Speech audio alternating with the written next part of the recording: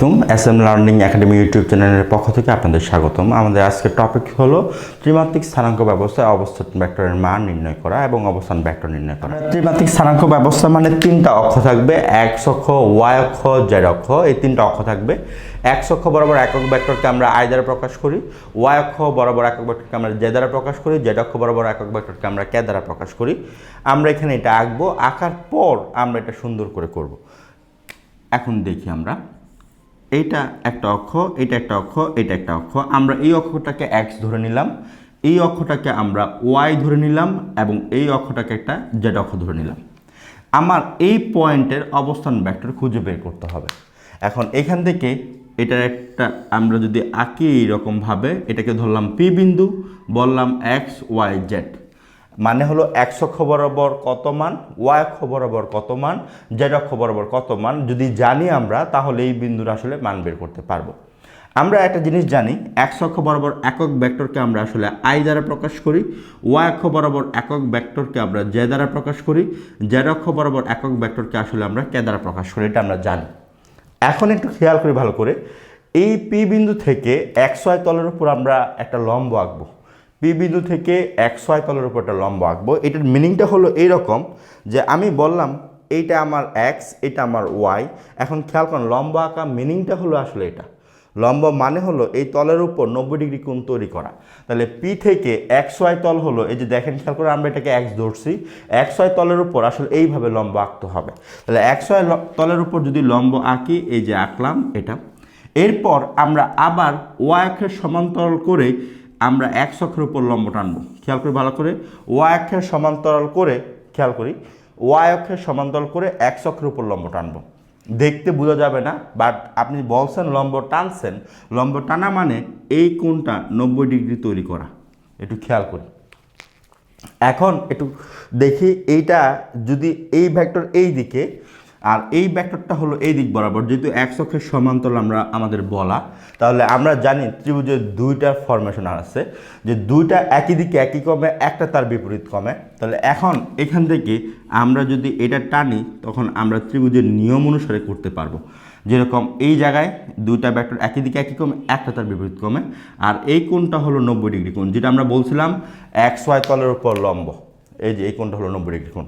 এখন আপাতত আমাদের অঙ্ক করাও শেষ, আমাদের অঙ্ক করতে এখন একদম ইজি হয়ে যাবে। এবার একটু দেখি, এই পয়েন্টের নাম দিলাম আমরা উ, এই পয়েন্টের নাম দিলাম হলো এ, এই পয়েন্টের নাম দিলাম হলো বি, আর এই পয়েন্টের নাম হলো আমাদের পি। এখন উ এ কে আমরা ধরে নিছি এ, আমরা এখানে একটু লিখে নিই, উ এ কে ধরছি হলো এক্স। এরপর খেয়াল করি, এ বি কে ধরছি হলো ওয়াই, বিপিকে ধরছি হলো জেড। এটা আমরা ধরে নিছি, এতটুকু মানে হলো এই মানগুলো আমরা ধরে নিছি। এখন সেমভাবে কোনো একটা ভেক্টরকে তার মান দ্বারা ভাগ করলে ওই ভেক্টর দিকে বা সমান্তরাল একক ভেক্টর পাওয়া যায়। তাহলে কোনো একটা ভেক্টর আই হলো এইটা, কোনো একটা ভেক্টর হলো উ এ ভেক্টর, তাকে তার মান দ্বারা ভাগ দিবেন এটা। তাহলে এখান থেকে আমরা উ এ ভেক্টরকে আমরা খুঁজে পাবো হলো উ এ ইন্টু আই। সেমভাবে আমরা যদি এটা বলি এ বি, তার মানে হলো কোনো একটা ভেক্টর হলো এ বি, তাকে তার মান দ্বারা ভাগ, তখন এটা কোন অক্ষের সমান্তরাল করে, ওয়াই অক্ষের সমান্তরাল করে, মানে হলো একক ভেক্টর হলো জে। তার এখান থেকে আমরা খুঁজে পাবো হলো A B vector equal two হলো এ বি ইন্টু জে।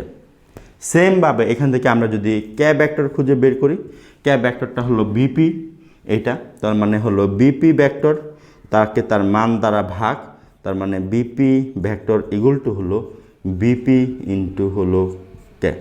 তাহলে এই তিনটা জিনিস আমাদের একটু পরেই কাজে লাগবে, এতটুকু আমরা লিখে নিলাম।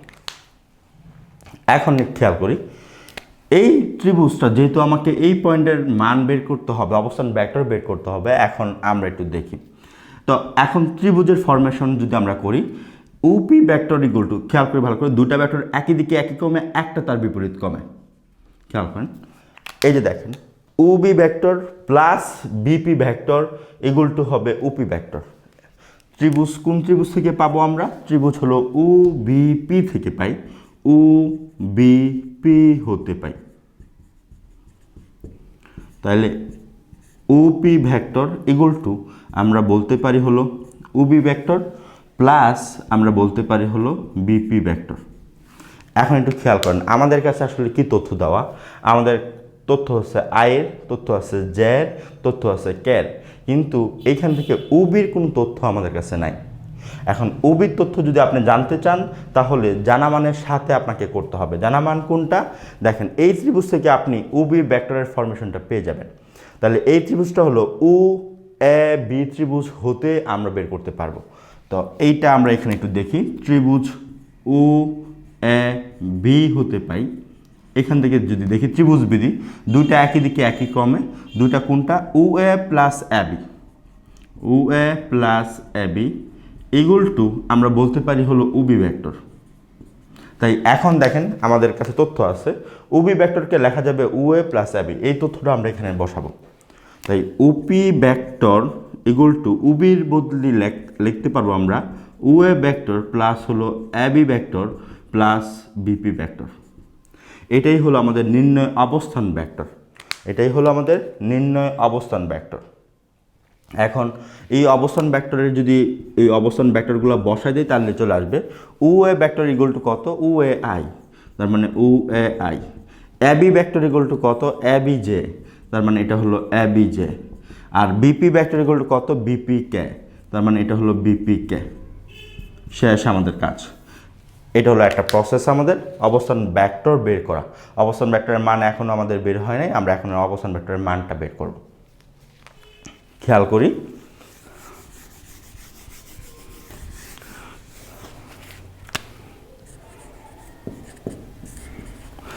এই ত্রিভুজ থেকে আমরা আবার ত্রিভুজ উ বি পি থেকে পাই, ত্রিভুজ উ বি পি হতে পাই।